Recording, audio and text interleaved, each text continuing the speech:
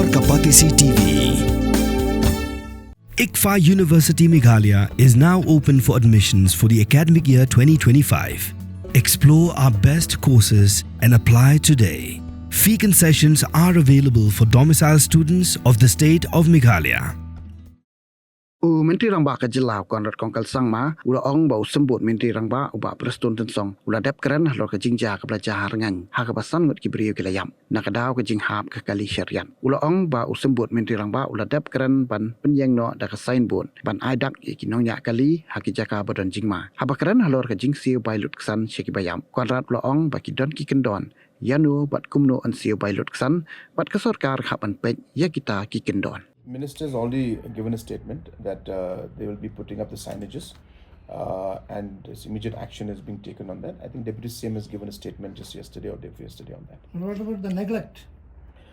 Again, as I said, Deputy CM has issued the notification. It's a serious matter, so I'm sure Deputy CM will take necessary action. Ex gratia? Ex gratia is meant for, there are certain rules that are there for ex gratia and there's certain provisions under the rule under what ex gratia can be given, cannot be given.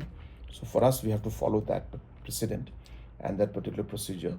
So after seeing that only, I'll be able to comment. Wat penleno yakni kakabu ki sopti etho ki babha bat shongdor nadu sao po hajar hadu hnriu po hajar tingka menta phila banyo hagador lai po hajar tingka ya ki sopti etho ba shongdor hinyo po hajar chaneng phinyo tang san po hajar tingka tang kata ka wei ka sopti ka de ka wei ka design tang na ka binta jongphi wan jit nok loi na molai moro bat na mot pran pho no menta hau khandai sao lai hnriu san pra hinyo lai pra